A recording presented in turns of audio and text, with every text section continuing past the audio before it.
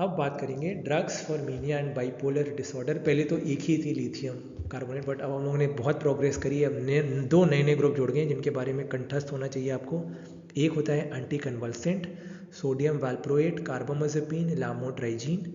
दूसरा होता है atypical antipsychotics, olanzapine, risperidone, quetiapine and aripiprazole. अब इनके बारे में बात करते हैं। सबसे पहला lithium carbonate. Lithium has practically no acute effect in normal individuals. Bipolar में भी कुछ एक्यूट इफेक्ट नहीं, इसको टाइम लगता है काम करने में, इट नीड्स टाइम। ये नहीं बस तुरंत, मैंने बताया था, चाहे वो साइकोसिस हो, चाहे वो डिप्रेशन हो, चाहे वो मीनिया हो, टाइम लगता है इनमें। तो इससे ना तो नींद आती है, ना ये बहुत ज़्यादा खुश करता है। It is neither sedative nor it is euphoriant, बहुत ज़्यादा खुश होना। बट प्रोलॉन्ग्ड एडमिनिस्ट्रेशन पे it acts as a mood stabiliser in bipolar disorder. Acute mania के लोगों में अगर करता है तो सप्रेस करने में एपिसोड को इसको 1 से 2 हफ्ते लगते हैं। Continue treatment prevent cyclical mood changes, मतलब एकदम बहुत ज़्यादा खुश फिर एकदम बहुत ज़्यादा दुखी, तो ये साइक्लिकल मूड चेंजेस हैं, इसको प्रिवेंट करने में हेल्प करता है कंटिन्यू ट्रीटमेंट। जो मीनिया वाले बहुत खुश रहते हैं ना, हमेशा खुशी से भरे रहते हैं, एनर्जी से भरे रहते हैं, उनको रात को नींद नहीं आती अच्छे से।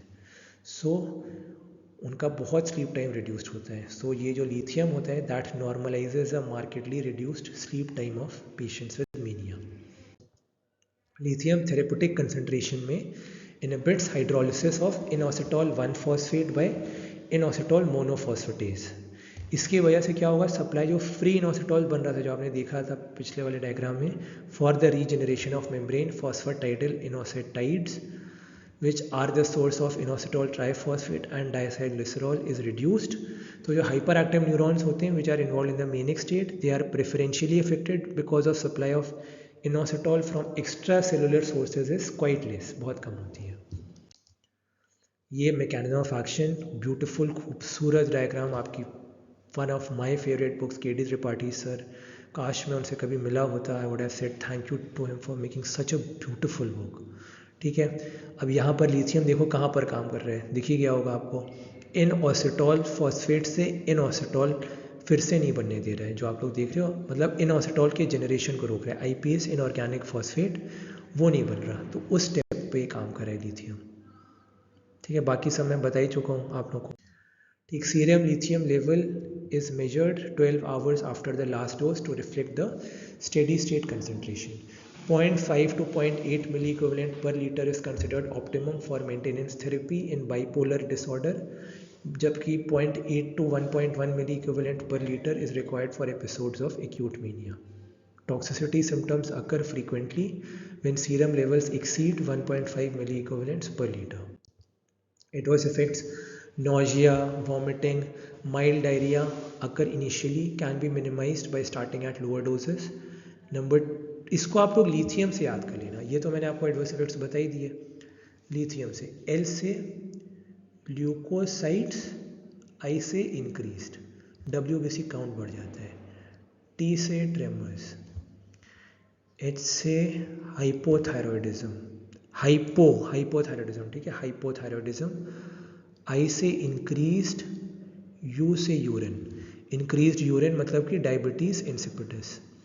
ठीक, इंक्रीज्ड यूरिन मतलब कि डायबिटीज इंसिपिडस। ठीक, M से मॉम्स बीवेयर, एब्स्टीन्स एनोमली करता है। ये बहुत फेवरेट क्वेश्चन है, काफ़ी लोग एग्जाम में पूछते हैं, व्हाट डज, अगर औरतों में देंगे तो क्या करेगा, it will cause Ebstein's anomaly, heart में एक चेंज होता है बेबीज़ के, पढ़िएगा इसके बारे में, it is very teratogenic. Interactions में डायूरेटिक्स, थायजाइड्स जो कि डिस्टल कॉन्वोल्यूटेड ट्यूब्यूल में काम करते हैं, और फ्यूरोसमाइड जो कि thick ascending limb of loop of Henle में काम करता है, by inhibiting sodium potassium 2 chloride symport. So these diuretics raise the plasma levels of lithium. Number 2, non-steroidal anti-inflammatory drugs also cause lithium retention. Dentists, BDS MDS वाले कान खड़े कर लो, you should refer patients for monitoring and adjusting lithium therapy when they prescribe non-steroidal anti-inflammatory drugs.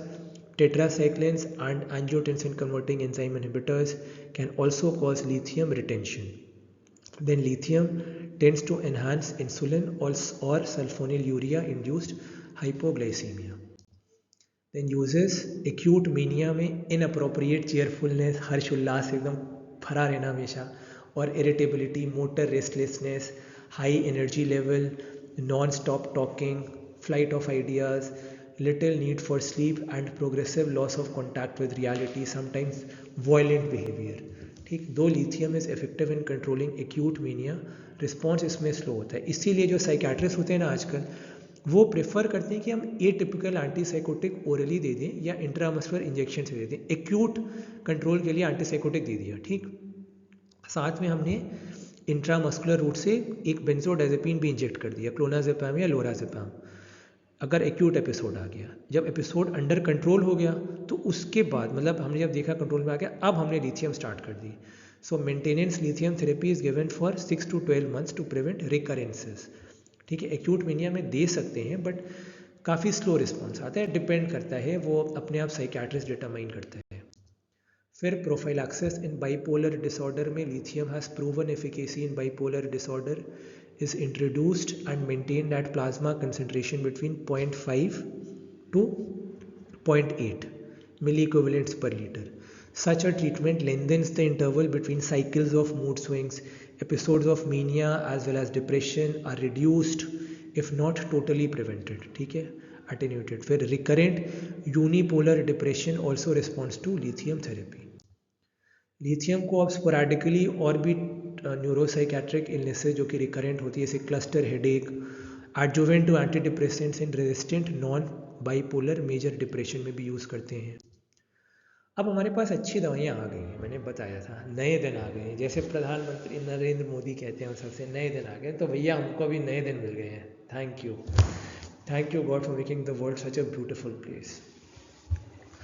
अब इसमें alternative to lithium है number 1 sodium valproate. A reduction in manic relapses is noted when valproate is used in bipolar disorder. अब वो first line treatment है, please याद रखिएगा। Epilepsy में मैंने बताया था, इसमें ही बता रहा हूँ, sodium valproate with valproic acid is very very good both in lithium, मतलब both in epilepsy as well as in mania. First line treatment है एक्यूट मीनिया में, in which high dose valproate acts faster than lithium and is an alternative to antipsychotic plus minus benzodiazepine. मतलब उसका injection क्यों लगाओ यार, किसी को गोली दे दो ना sodium valproate. Also sodium valproate can be useful in those not responding to lithium और नॉट टॉलरेटिंग इट। दूसरा lamotrigine, prophylaxis of depression in bipolar disorder. तीसरा atypical antipsychotics, olanzapine, risperidone, aripiprazole, quetiapine with or without a benzodiazepine are the first line drugs for control of acute mania except cases requiring urgent parenteral therapy for which haloperidol is most effective. Maintenance therapy aripiprazole के साथ prevents mania, well क्यूटियापिन की बहुत अच्छी efficacy देखी गई है इन bipolar depression. Efficacy क्या होता है बताना मुझे इन द कमेंट सेक्शन। फिर olanzapine suppresses both manic and depressive phases.